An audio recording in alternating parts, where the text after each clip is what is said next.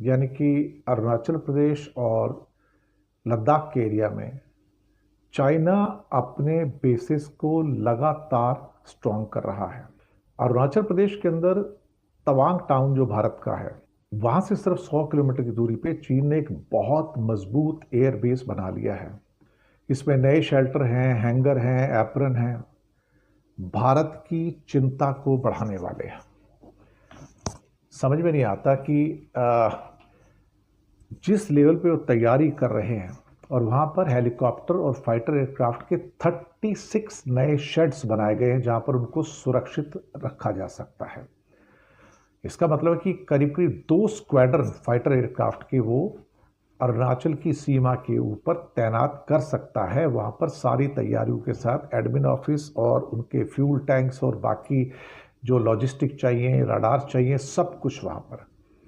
ये जो लाहुंजे एयरबेस बताया जा रहा है, इसका नाम जो है लाहुंजे एयरबोस बेस जो है, यहाँ पर भारत का भी ध्यान गया है और लड़ाकू विमानों के लिए वहाँ पर शेल्टर, हैंगर, एप्रन और बहुत ऐसी सुविधाएं बनाई हैं जहाँ पर चाइना, चूँकि उसकी वहीं पर निंगची तक उसकी हाई स्पीड रेल भी आ चुकी है, तो बहुत जल्दी से वो अपनी मिलिट्री कांग्रीगेशन को वहाँ पर ला सकता है।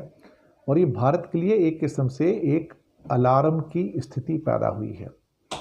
डेविन सिमन के द्वारा एक कमेंट आता है कि tracking construction at the China's Lahunze Air Base 100 km from the Tawang, India reveals the development of 36 new hardened shelters for aircraft helicopters since April this year, highlighting Beijing's effort to scale up air capability near line of actual control.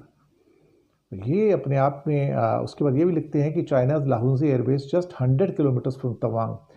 India is evolving fast, new shelters, hangars, expanded aprons, highlight its ongoing military upgrade, a move that will recalibrate the air power balance along the LOC in the eastern sector. ये जो खबरें आई हैं, ये भारत के लिए चिंता पैदा करने वाली हैं और चाइना यहाँ पर इस मिलिट्री बेस को अरुणाचल प्रदेश के पास ईस्टर्न सेक्टर में तेजी से वहाँ पर विकसित कर रहा है।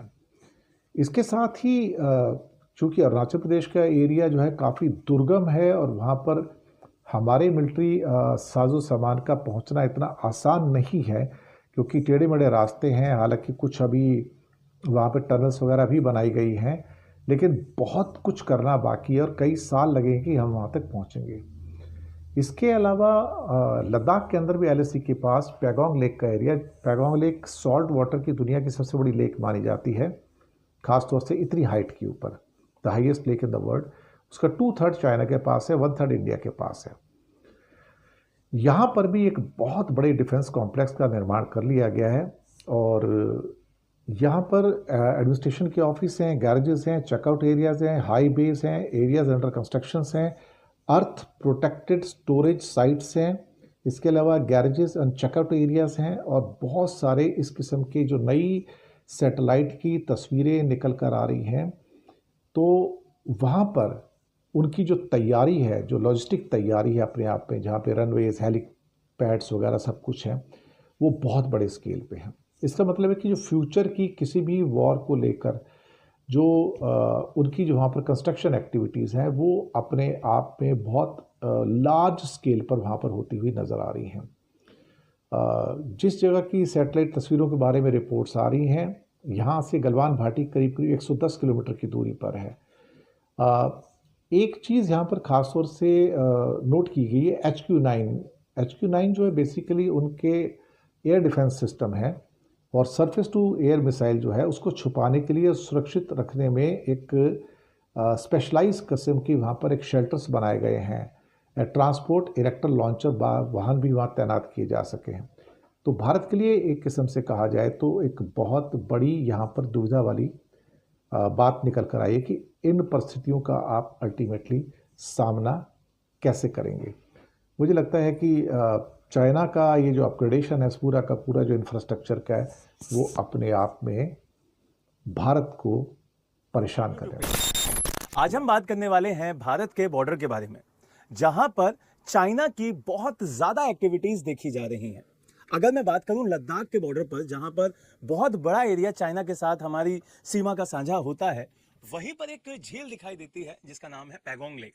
अब वहां पर चाइना की कुछ एक्टिविटीज सैटेलाइट ने कैप्चर की हैं और इसी वजह से ये पूरा मुद्दा हमारे देश के लिए बहुत इंपॉर्टेंट हो जाता है। जो चाइना एक तरफ एससीओ की समिट में ये कहता है कि इंडिया और चाइना फिर से दोस्त बनने वाले हैं या बन रहे हैं, वही चाइना फिर से एलएसी के किनारे पर, एलएसी के बॉर्डर पर वो सारी एक्टिविटी करता है जो कि 2020 में गलवान वैली के टाइम पे हुई थी।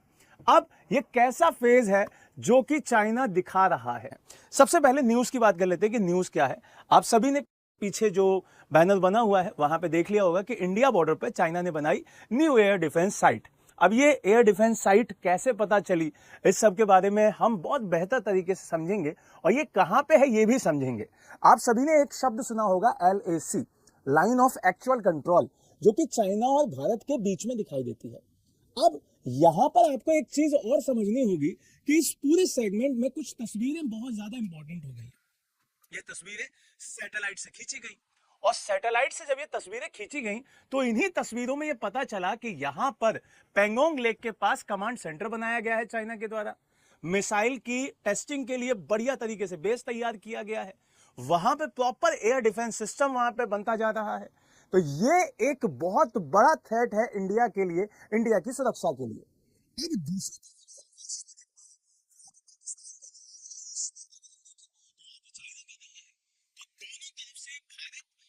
ये कहा जा सकता है कि भाई गिरता हुआ दिखाई दे रहा है। और वही चाइना का अगर हम दूसरा मुखौटे वाला चेहरा देखें तो वो ये कहता है कि भाई हम दोनों तो दोस्त हैं। अब यहां सबसे इंपॉर्टेंट चीज हो जाती है कि इन तस्वीरों के बारे में कौन बताया है और इसकी क्या समीक्षा की जा रही है।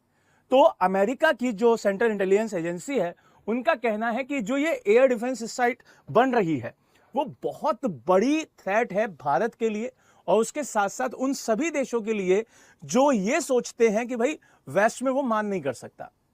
तो ये चीज भी समझनी होगी और यहां से भारत के साथ साथ उन सभी मध्य एशिया के देशों के लिए भी ये खतरे का पॉइंट है, ये भी समझना होगा। लेकिन सबसे ज्यादा हमारे देश के लिए तो हम उसी हिसाब से इसको समझते हैं। बात यहां पर करते हैं कि भाई जो ये अमेरिका की पूरी सैटेलाइट्स हैं उन्होंने ये तस्वीरें रिलीज की हैं। अब यहां पर जो ये पूरा एरिया है उसको समझ लो। यहां आपको ये पूरा एरिया दिखाई दे रहा होगा अक्साई चिन्ह वाला। अब जब ये एरिया अक्साई चिन्ह वाला दिखाई देता है तो इस पर कंट्रोल किसका है भाई? इस पर कंट्रोल है चाइना का। और इसी बॉर्डर पर आपको LAC लाइन दिखाई देती है, लाइन ऑफ एक्चुअल कंट्रोल। ये जो पूरी लाइन दिखाई दे रही है आपको, यही आपकी क्या है? LAC है, लाइन ऑफ एक्चुअल कंट्रोल। और इसी लाइन के बीच में आपको दिखाई दे रही होगी एक लेक जिसका नाम है पेंगोंग लेक, जो कि आधी अभी अक्साई चिन्ह वाले एरिया में आती है और आधी हमारे लद्दाख में आती है। यहां से और भी बहुत सारे पॉइंट्स हैं जो हम दोनों देशों के बीच में डिस्प्यूट दिखाई देते हैं। जैसे कि आपको ये वाला हिस्सा दिखाई दे रहा होगा और इसके ऊपर ये शशगान वैली वाला एरिया दिखाई दे रहा होगा। तो ये भी अभी पाकिस्तान ने चाइना को दे रखा है।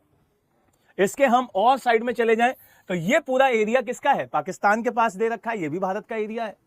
तो ये सारी चीजें भारत को कमजोर करती हुई दिखाई देती हैं कि भाई आपके वेस्ट में भी और आपके ईस्ट में भी दोनों दुश्मन देश अपनी बाहें ज्यादा फैला रहे हैं, जो कि हमारे लिए टेंशन की बात है और उससे हमारा विकास भी रुकता है।